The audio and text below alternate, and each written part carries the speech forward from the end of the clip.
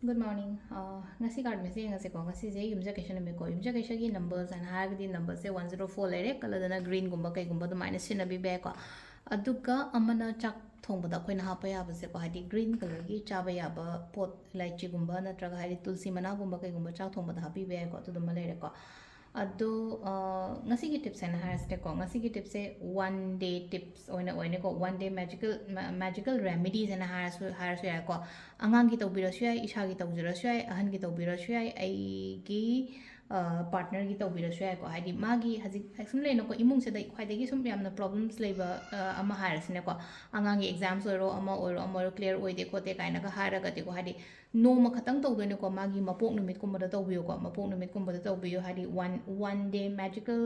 remedies and harasu yare ko sise one day magical remedies magical kaino harasu yare ko sile se ko ado khana tawdab se kaino ha kan se da ko hadi sigi numit se da ko hadi magi pokpa suppose ai sunday poeba sunday po di sunday pokpa numit sa ko gi sunday numit se da ko sunday numit se da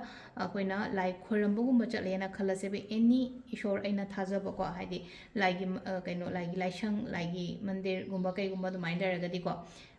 candles se ko candles kat piyo ko candles se ngasai gi ai chahi du gi matung ina do mai ka loba ai chahi ni phu shure ha ga di candle ni phu ka loba hadi angang do ai angang je chahi tranga da suda ngai re ha ga di candles tranga gumba kai gumba do mai na kat pi ba ko ado amarom da di ko ha si dai na ha se ko ai gi mai pokpa numit do oina taw biyo ko ado na khwai pha ga ne ko pokpa numit hadi ningthau ka ba po e na khala se angang se ningthau ka ba pok ningthau ka ba gi oina candle se ngasai gi chahi kun su ba angang ne khala candle macha mayam kun pu dai na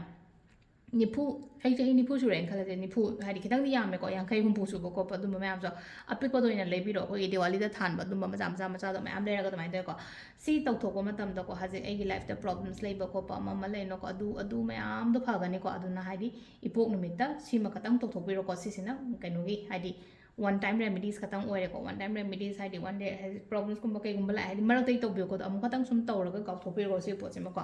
ado si so video se sum daily card kina ta ba ko si gi tawba ya ba tips ai marak ta mu ai kau ge ba hang ko matam da ko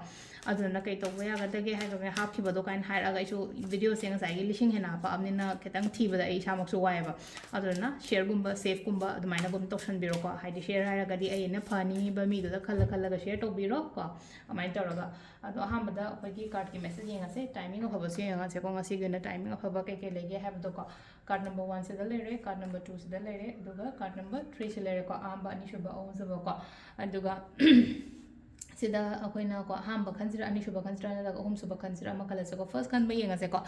ahamba khan ba ngai yoina kari message no ko hadi first card khan ba ngai yoina ngasi se kai la ke have the first card khan ma ngasi thabak se khatang hai tar ko tabli chatle angka ipen de ko hadi tawri ba kholi ba myam se ko thabak se khatang ko khatang tap na khot na chat pa khot pa amai tawra go oina oiri ko sigi pot myam se ko hadi khatang delay oiba stuck tawra ga leiba pen da ba khatang satisfying oida ba khot ba adum mong da lai ko ado kem khan bi gano yara kane ko dum yadi yara kane do kadang tap masai tap sa bhai dane mo khayam seng na han khara tappe hoji mak na tra ko su ngasi mak na tra ko su hayin hojit masem gum ba kai gum ba expect to ba ko si se ko number 1 khan bangai ko number 2 khan ba ko number 2 khan bangai me khan ba me am se ko ai gi tawum to ko do adu da full focus to ro ga to bi ko sila na ko ai full focus to de shorna dum ai gi da mak ta lepi ri ai gi da mak ta chan bi ri bas da mi na kan de kari hai re kari ngangi kemta amta ta roi se ma ka le ko sida nupa ang khak me ai da lepa ga le ko me ai da lepa le nakan da gi hai di kaino har khara judge to ba gi types to ba do ma ko na thaba ma to ma ta mi sing se yam na judge to ina ko e man to ja sai se hai ba gi du mai to ro ga hai ta ko adu na just avoid ignore hai ta ko ma am gi judgment ma loina avoid to aduga hai tara ko ai thabak tu da haidi thaja ba maga loina na haidi fully focus toro to wibo ko ahum suba card sina haidi phai ko silai se ko phai ishor sida su leina ko again haidi ishor gi blessings lei adum paisa nung sha lan thum ke ka changa ko kholok pa adu dum su lei jare ko aduga imung manung su yamna nungsi chana na leiba khot pa adumaina oina oiri ko paisa nung sa sum chang kani ko ngasi gi numit haidi paisa nung sa chang pa ha ga di business to mi hara se adum profit nung fit ke ka adumai taro fadan la ko oina oido ko sila ko aduga timing haina haira asna ko timing sina mari ga minute kun manga daina 3 ka minute yang khai phang le ko adagi mu mapan ga minute kun tram daina tram ga minute tranga phang le ko aduga amana pung ani ga minute ni fudagina pung 3 ka minute manga phang le ko aduga amana 3 ka minute kun doi dagina pung tram ga minute tranga phang le aduga amana pung ama ga minute yang khai daina ahum ga minute nipan phang le ko sisna khoi gi ngasigi oina afaba timing ko adu se le khoi gi daily card message na thank you